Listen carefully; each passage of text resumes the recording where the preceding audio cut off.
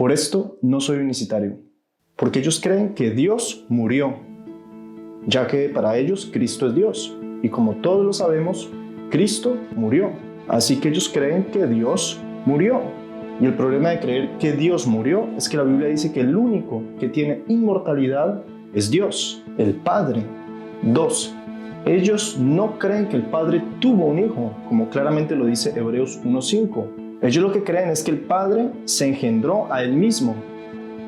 O sea que el Padre no tuvo un hijo, sino que el Padre lo que hizo fue engendrarse a Él mismo en María. Cosa que la Biblia no dice. La Biblia dice es que Dios engendró un hijo, no que Él mismo se engendró.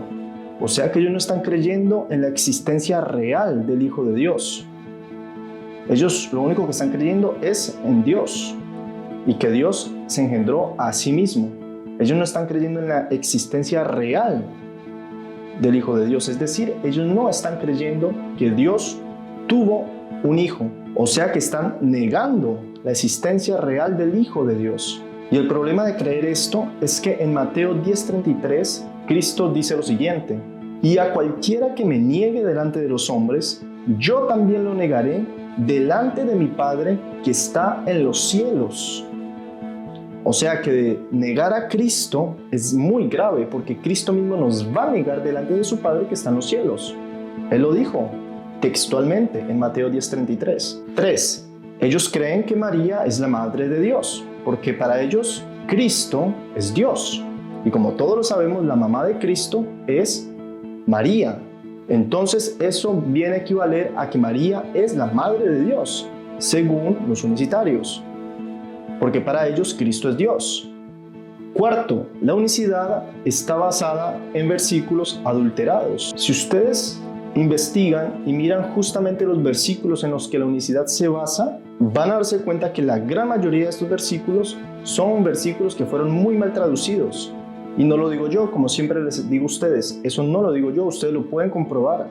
Si ustedes cogen Biblias hebreas, Biblias hebraicas, no Biblias romanas, y comparan los versículos que usan los unicitarios, se van a dar cuenta que esos versículos están mal traducidos.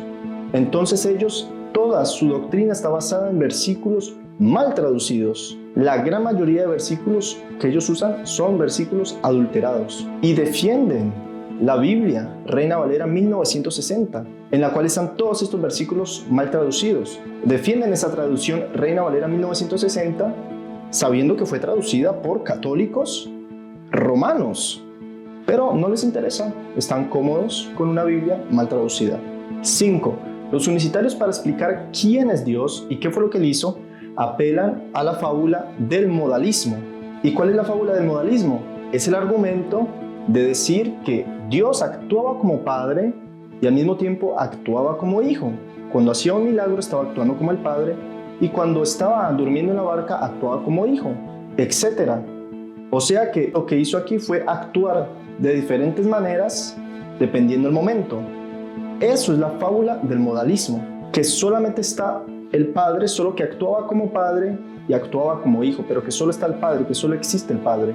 ¿Y cuál es el problema de apelar a esta fábula del modalismo? El problema es que esta fábula del modalismo no es bíblica. Ningún apóstol utilizó esta fábula del modalismo a la hora de hablar del Padre. Usted no va a encontrar a ningún apóstol diciendo el Padre actuaba como padre y actuaba como hijo. Jesús actuaba como padre y actuaba como hijo. Cuando hizo tal milagro actuó como el Padre. Cuando hizo otra cosa, como por ejemplo dormir, estaba actuando como hijo. Ningún apóstol utilizó este argumento, esta fábula llamada modalismo. Es algo extra bíblico que la iglesia incorporó. En cambio nosotros, para explicar quién es el Padre y qué fue lo que el Padre hizo, lo único que hacemos es dar versículos bíblicos que lo dicen. No necesitamos apelar a argumentos extra bíblicos. Esa es la gran diferencia entre nosotros y los unicitarios y cualquier otra doctrina que utilice fábulas. Y mire lo que dice 2 de Pedro 1:16. Porque no os hemos dado a conocer el poder y la venida de nuestro Señor Jesucristo siguiendo fábulas artificiosas. Pedro está diciendo que ellos no usaron fábulas, ellos no usaban argumentos que no eran bíblicos. Y miremos lo que dice el versículo siguiente, 2 de Pedro 1:17. Pues cuando Él, hablando de Cristo, cuando Él recibió de Dios, Padre, honra y gloria, estamos viendo claramente que Pedro está diciendo que cuando Cristo recibió de Dios Padre, honra y gloria, como les digo, esto lo dice el pasaje textualmente, está diciendo que Cristo recibió de su Padre honra y gloria. No lo estoy diciendo yo. Dice, le fue enviada desde la magnífica gloria una voz que decía, este es mi Hijo amado, en el cual tengo complacencia. Eso fue en el bautismo de Jesús.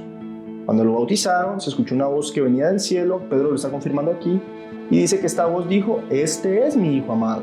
Esta voz no dijo, este soy yo mismo el Padre. No, dice, este es mi Hijo amado. Y la Biblia dice que Cristo fue hecho semejante a nosotros en todo. Y Pablo dice, ¿qué somos nosotros? Pablo dice que nosotros estamos compuestos por espíritu, alma y cuerpo. Entonces eso quiere decir que si Jesús, el Cristo, fue semejante a nosotros en todo, entonces Él tiene espíritu, alma y cuerpo, igual que nosotros. ¿Pero qué dicen los unicitarios?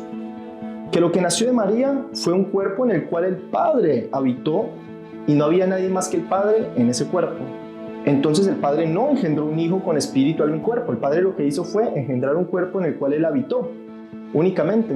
¿Pero qué dice la Biblia? La Biblia dice que el Padre engendró un Hijo. Claramente ese Hijo, si es semejante a nosotros, tiene espíritu, alma y cuerpo.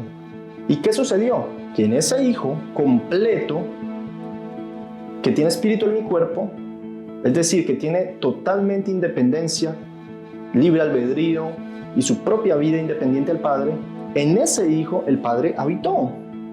O sea, el Padre no habitó en un cuerpo vacío, el Padre habitó en un ser humano, que es su propio Hijo. Pero eso no convierte al Padre en el Hijo. Es como si yo, por ejemplo, soy lleno del Espíritu Santo, el Padre habita en mí. Pero eso no quiere decir que el Padre sea yo o que yo sea el Padre, no. El Padre habita en mí, en un ser humano. Claramente en Cristo habitó el Padre de manera completa, porque Cristo sí fue y sigue siendo perfecto. Entonces el Padre podía completamente, toda la deidad del Padre habitar ahí, en ese hombre llamado Jesús el Cristo.